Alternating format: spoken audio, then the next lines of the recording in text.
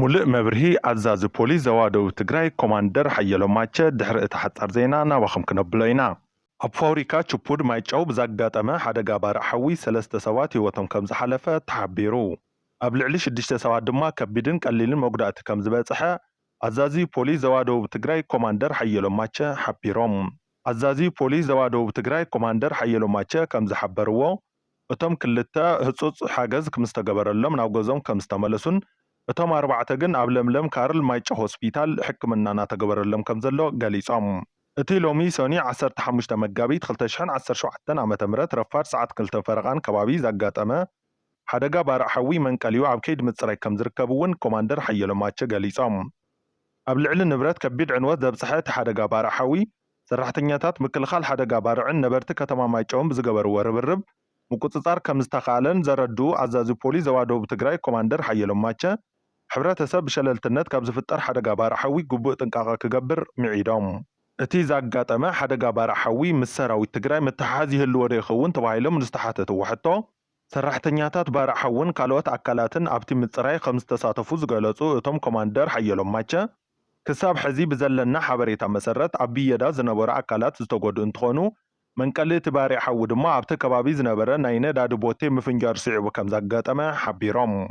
ኣብቲ ናይ ሓደጋ ባርዕ ሓዊ ኣመልኪቱ ዝወፀ ምስሊ እንትረአዩ ኣብ ፋብሪካ ችፑድ ማይጨው ብዘጋጠመ ሓደጋ ባርዕ ሓዊ 3 ሰባት ህይወቶም ከም ዝሓለፈ ተሓቢሩ ኣብ ልዕሊ 6 ሰባት ድማ ከቢድን ቀሊልን መጉዳእቲ ከም ዝበፅሐ አዛዚ ፖሊስ ዞባ ደቡብ ትግራይ ኮማንደር ሓየሎም ማቸ ሓቢሮም አዛዚ ፖሊስ ዞባ ደቡብ ትግራይ ኮማንደር ሓየሎም ማቸ ከም ዝሓበርዎ እቶም ክልተ ህጹጽ ሓገዝ ከም ዝተገበረሎም ናብ ገዞም ከም ዝተመለሱን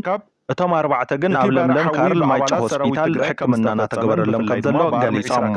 እቲ ሎሚ ሰኒ 15 መጋቢት 2017 ዓ.ም ረፋድ ሰዓት 2 ፈረቓን ከባቢ ዘጋጠመ ሓደጋ ባርዕ ሓዊ መንቀልዩ ኣብ ከይዲ ምጽራይ ከም ዝርከብውን ኮማንደር ሓየሎም ማቸ ገሊጾም ኣብ ልዕሊ ንብረት ከቢድ ዕንወት ዘብጽሐ እቲ ሓደጋ ባርዕ ሓዊ ሰራሕተኛታት ምክልኻል ሓደጋ ባርዕን ነበርቲ ከተማ ማይጨውን ብዝገበርዎ ርብርብ